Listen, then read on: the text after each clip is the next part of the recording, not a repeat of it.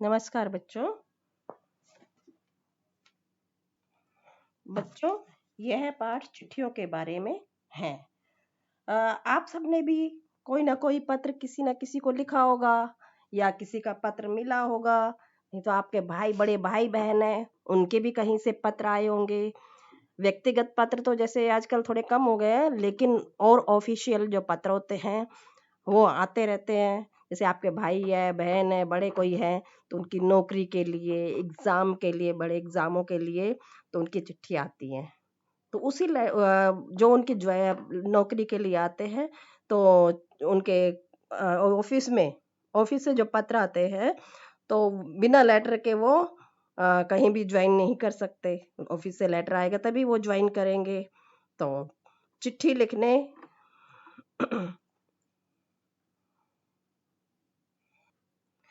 नमस्कार बच्चों। बच्चों, ये पाठ चिट्ठियों के बारे में है। आप सबने भी कभी ना कभी किसी ना किसी को कोई पत्र लिखा होगा या पत्र का इंतजार भी किया होगा। तो नहीं किया तो आने वाली जिंदगी में करेंगे।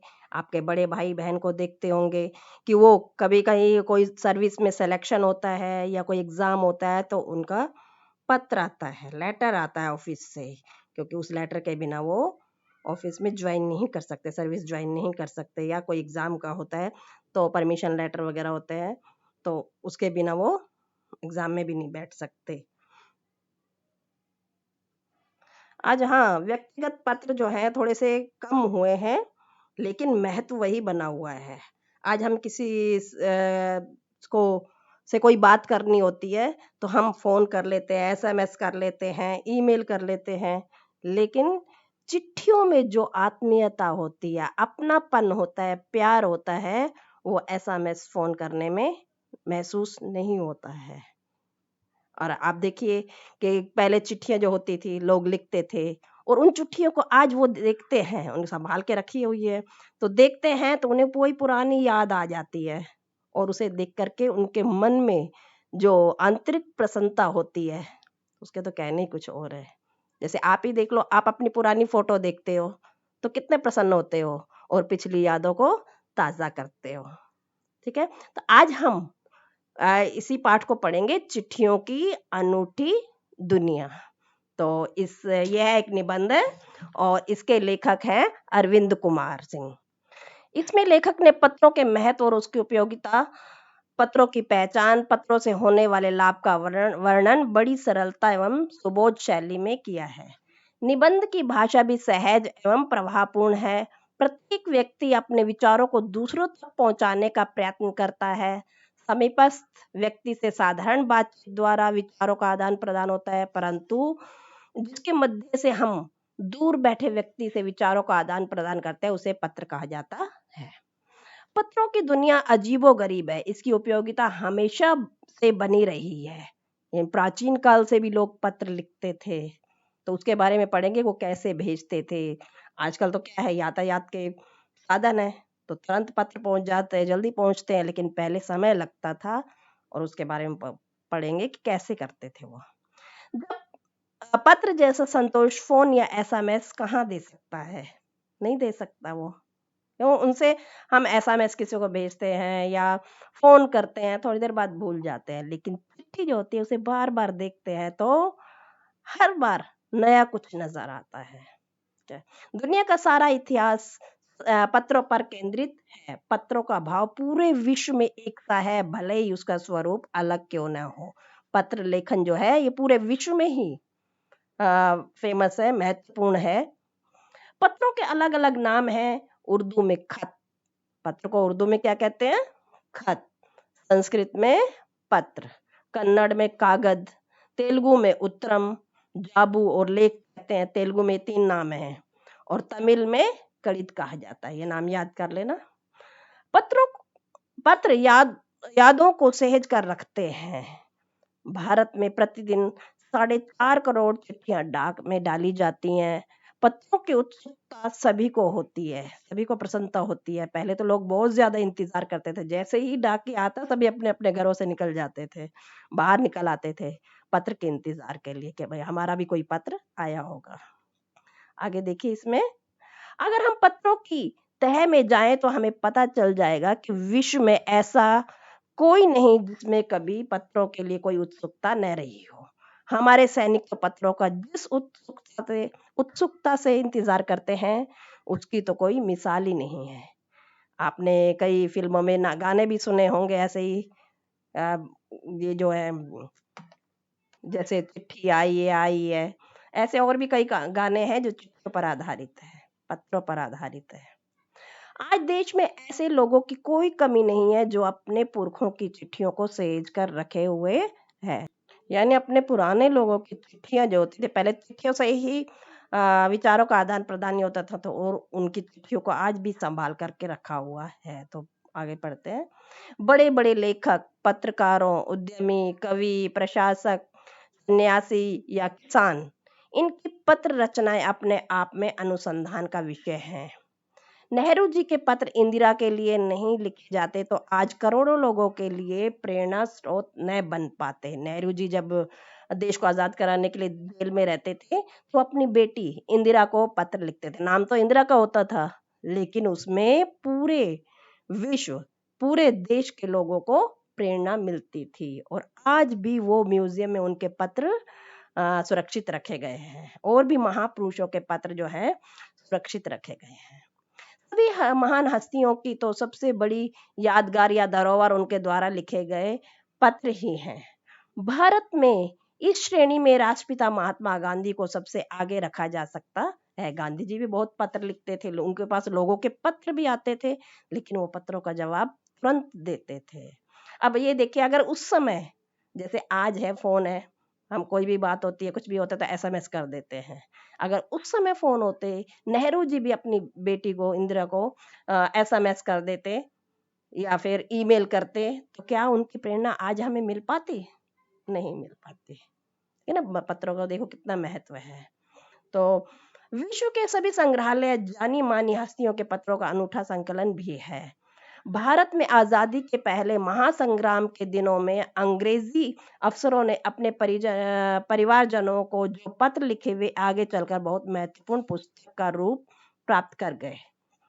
महात्मा गांधी के पास दुनिया भर से ढेर सारे पत्र केवल महात्मा गांधी इंडिया लिखे आते थे। अब गांधी जी के पास पत्र आते थे, उनके पास पत्र किस नाम से आते थे? सिर्फ महात्मा गांधी इंडिया के नाम से आते थे और कुछ नहीं लिखा हुआ होता था, और वो पत्र उनके पास तुरंत पहुंच जाते थे। कैसे? अब आपके नाम से आ जाए कोई पत्र, सिर्फ नाम ही लिखा हुआ और कुछ नहीं लिखा हुआ हो, तो क्या पहुंच जाएगा? नहीं पहुंचेगा। लेकिन महात्मा गांधी के पास पहुंच जाते थे। क्यों? क्योंकि महात्मा गांधी जो थे वो देश में एक ही थे, बहुत फेमस थे, प्रसिद्ध थे। इसीलिए उनका नाम पढ़ते ही वो पत्र, डाकिये जो होते थे, वो उनके तक पहुंचा देते थे। वह जहां भी रहते थे उन तक वे पत्र पहुंच जाते थे। गांधी जी के पास देश दुनिया से बड़ी संख्या में पत्र पहुंचते थे, परंतु पत्रों का जवाब देने के मामले में उनका कोई जोड़ नहीं था। वो सबके पत्र पढ़ते थे और उनका जवाब भी देते थे। गांधी जी को जैसे ही कोई पत्र मिलता वह उसी समय उसका उत्तर लिख देते थे, और वो आज का काम कल पर नहीं छोड़ते थे। वो, उनका विश्वास था कि जो काम अभी करना है तो अभी ही करना है, आज का काम कल पर नहीं छोड़ते थे। तो वो पत्रों का जवाब भी तुरंत देते थे। वह अपने ही हाथों से अधिकतर पत्रों के जवाब देते थे। पत्रों का जवाब देते देते जब उनका दाहिना हाथ दर्द करने लगता था, तब वह बाएं हाथ से लिखने में जुट जाते थे। ये कला भी किसी किसी में होती है कि दोनों हाथों से लिख सके। अब गांधी जी दोनों हाथों से पत्र लिख सकते थे। पत्रों के आधार पर बहुत सी किताबें भी लिखी जा चुकी हैं। वास्तव में पत्र किसी दस्तावेज से कम नहीं होते। दस्तावेज मतलब प्रमाण पत्र। पत्रों का आकर्षक संकलन कई रूपों में आपको देखने में मिल सकता है।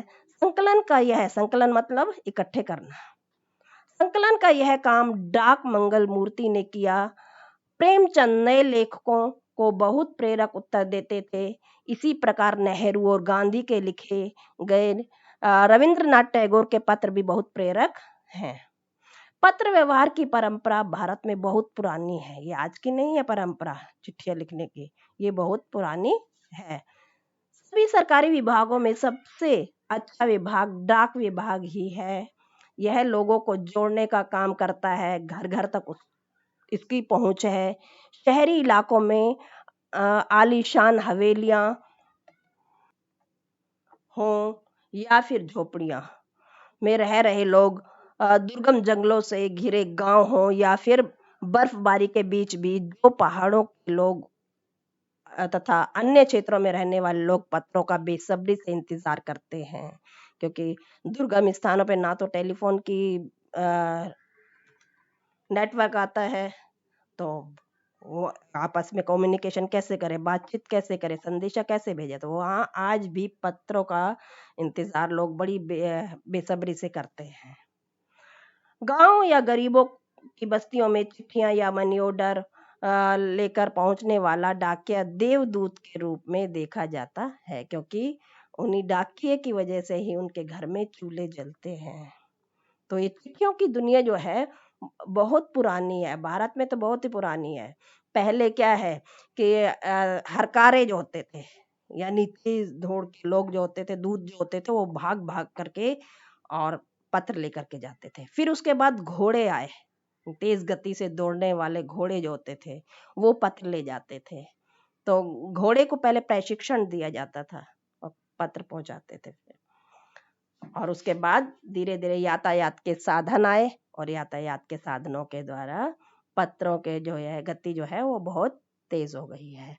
तो पत्र जो है, व्यक्तिगत पत्रों का भी महत्व है और व्यापारिक पत्रों की तो पूछो ही मत। व्यापारिक पत्र की संख्या तो अब बढ़ने ही लगी है। तो समझ में आया ये पाठ। अब इसके शब्दार्थ देख लेते हैं। अजीबोगरीब, अनोखा। एसएमएस, एसएमएस आप करते हो फोन पे, तो आपने एसएमएस ही पढ़ा होगा। इसको हिंदी में क्या कहते हैं? लघु संदेश सेवा। सिलसिला, आरंभ होना या रास्ता खुलना। अहमियत, महत्व। हरकारा, दूत। डाकिया, आज डाकिया कहते, पहले दूत कहते थे। संदेश पहुंचाने वाला, ये 3 नाम है इसके। हरकारा, पहले दूत बोलते थे उसको। आवाजाही, आना जाना। और इसके बाद तह मतलब गहराई। हम कहते हैं इस बात की तह तक जाएंगे, मतलब गहराई तक जाएंगे, गहराई होता है। प्रशस्ति पत्र, प्रशंसा पत्र। मुस्तैद, तत्पर। दस्तावेज, प्रमाण संबंधी कागजात या प्रमाण पत्र। दस्तावेज, जैसे आपके भी दस्तावेज होंगे, आपको सर्टिफिकेट्स वगैरह मिलते हैं, मार्कशीट वगैरह, ये आपके दस्तावेज है ना। तो गुडविल, सुनाम, अच्छी छवि। और हैसियत, दर्जा। आलीशान, शानदार। ढाणी, अस्थायी निवास। ढाणी तो आप जानते ही होंगे, आपके भाषा का ये शब्द है, यूज करते रहते हैं बहुत ज्यादा। ढाणी, अस्थायी निवास। कच्चे मकानों की बस्ती जो गांव से दूर बनी हो। तो आ गया ये समझ में पाठ। पाठ का नाम क्या है? चिट्ठियों की अनूठी दुनिया। और लेखक कौन है? अरविंद। लेखक कौन है? अरविंद कुमार सिंह। ठीक है, तो आया समझ में पाठ?